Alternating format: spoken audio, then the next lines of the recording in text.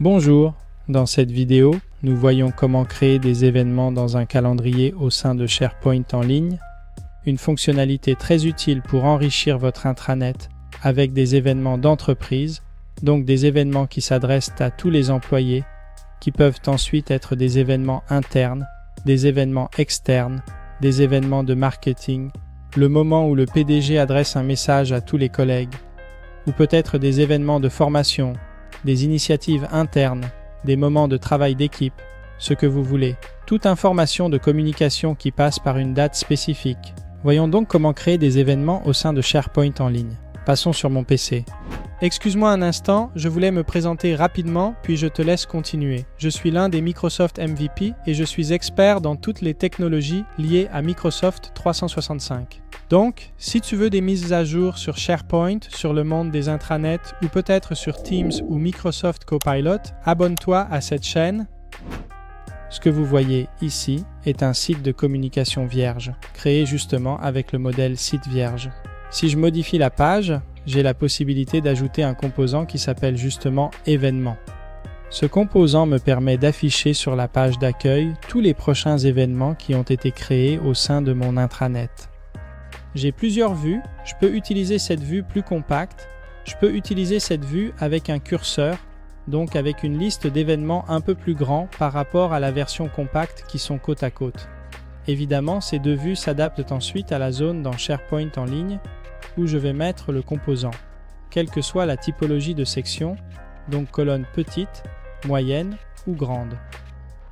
Une fois le composant mis à l'intérieur de la page, et donc en publiant la page, nous avons ensuite la possibilité de commencer à créer des événements en cliquant sur le bouton « Ajouter un événement ».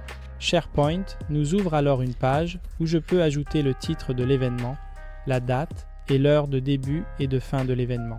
Dans ce cas, je la laisse ainsi. Je peux également choisir de créer un événement qui dure toute la journée, donc sans spécifier la date. Je peux insérer l'adresse où se tiendra l'événement, dans le cas où ce sera un événement en personne, donc un événement où nous nous rencontrerons tous ensemble. Et ici, SharePoint en ligne me met déjà à disposition la fonctionnalité de visualisation de la carte pour permettre à ceux qui doivent participer à l'événement de le rejoindre plus facilement. Je peux également insérer un lien pour inviter mes collègues à un événement en ligne, avec une étiquette pour choisir comment sera l'appel à l'action, donc le bouton sur lequel ils devront cliquer pour accéder ensuite à l'événement en ligne. Et ensuite, je peux ajouter une description détaillée, ainsi qu'une série de personnes qui sont les participants, cela peut être les intervenants, les présentateurs, appelons-les comme nous voulons, d'accord? Nous y voilà.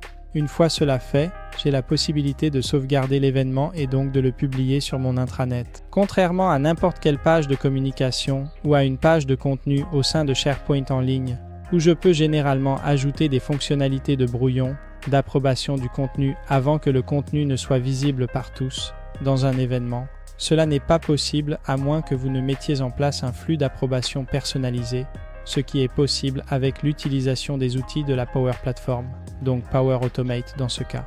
Une fois que l'événement est prêt, j'ai la possibilité d'aller sur la page d'accueil et de voir exactement l'événement dans le composant que j'ai inséré dans la page, et ainsi tous les événements que je mettrai à côté de lui, et ainsi de suite pour tous les autres événements. Vous devez savoir que toutes ces données sont ensuite sauvegardées dans une zone spécifique de votre site SharePoint, une liste de calendrier. Une liste qui est créée par défaut chaque fois que votre site est créé. Pour savoir où se trouve cette liste, il suffit d'aller dans la zone de contenu du site que vous trouvez en haut à droite dans la roue dentée, option contenu du site, et vous verrez ici la liste avec les événements. Si je clique sur cette liste, j'accède à l'interface de gestion de ces événements, où je trouve immédiatement un beau calendrier avec déjà l'événement que j'ai créé précédemment. Ce que vous voyez ici est encore l'ancienne interface de SharePoint en ligne, qui me permet néanmoins d'ajouter de nouveaux événements en cliquant sur ce lien, de choisir de modifier un événement en le sélectionnant, de le supprimer, de choisir les permissions et ainsi de suite via cette barre de commande en haut, d'accord? Comme vous l'avez vu, la création d'un nouvel événement comporte un peu moins de champs. Dans ce cas, je vous conseille toujours de commencer par créer un nouvel événement au sein du composant non-page plutôt qu'au sein de cette liste.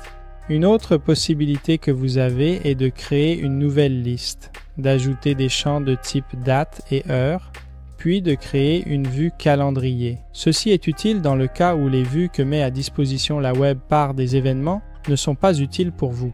Voyons les étapes pour le faire. Cliquez sur le bouton de création d'un nouveau contenu. Choisissez de créer une liste. Dans ce pop-up qui apparaît, nous ne trouvons pas la possibilité de créer une liste de calendrier comme c'était possible il y a quelque temps, mais nous devons simplement créer une nouvelle liste vierge. Nous l'appelons comme nous voulons, dans ce cas je l'appelle calendrier. Je clique sur créer. Comme je vous l'avais dit dans l'une des vidéos précédentes, chaque fois que je crée une nouvelle liste, il ne me crée que le champ avec le titre. En cliquant sur ajouter une colonne, j'ai la possibilité d'ajouter ensuite tous les types de colonnes que je veux et de définir ainsi la structure de mes données.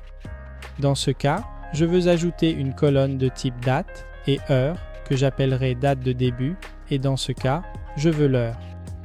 Ensuite, j'en crée une deuxième toujours de type date et heure. Dans ce cas, je l'appellerai date de fin et là aussi, j'y mets l'heure. Enregistrer. Dans ce cas, je voudrais que ces colonnes soient obligatoires, donc je peux aller modifier les colonnes que j'ai oublié d'insérer auparavant. Je peux cliquer sur cette zone qui me permet d'obliger l'utilisateur qui insère des données dans cette liste à y mettre des données. Je clique sur Enregistrer, je fais exactement la même opération pour la deuxième colonne et en continuant à ajouter des colonnes, je peux continuer à enrichir la structure de ma liste de calendrier. Dans ce cas, j'ajoute un événement que j'appelle événement de test avec une date qui va d'aujourd'hui à aujourd'hui mais à une heure différente, disons 2 heures de l'après-midi. Enregistrer et voilà mon événement. Comme vous pouvez le voir, c'est la visualisation classique que nous avons dans une liste, donc les données de manière tabulaire. Cependant, il est possible dans SharePoint en ligne de transformer une liste en une vue de type calendrier. Voyons comment faire. Accédons à la zone de configuration de cette liste. Allons ici en bas. Choisissons de créer une nouvelle vue. Au moment où je choisis de créer la nouvelle vue, j'ai la possibilité de choisir l'affichage calendrier. L'affichage calendrier me permet de donner un nom à la vue, de choisir le champ de date que nous voulons utiliser pour identifier le jour et l'heure de début de nos événements, puis celui de fin de nos événements. Dans ce cas, j'ai mis la date de début et la date de fin qui sont les champs que j'ai configurés. De plus, il me demande quel type de champ je veux utiliser pour le titre de mon événement dans les différentes vues. Dans ce cas, je choisis toujours le champ titre dans tous les paramètres, même s'ils sont optionnels. D'accord, une fois cela fait, je peux cliquer sur OK. Et voici notre vue calendrier qui, comme vous le voyez, est toujours en mode classique, c'est-à-dire que l'interface utilisateur de cette zone de calendrier est celle d'il y a quelques années, ce n'est pas celle moderne qui a une expérience utilisateur plus soignée. Bien, ce sont les étapes pour créer une nouvelle liste de calendrier au sein de votre intranet SharePoint en ligne et pour ajouter vos événements utiles à vos moments de communication interne. À la prochaine!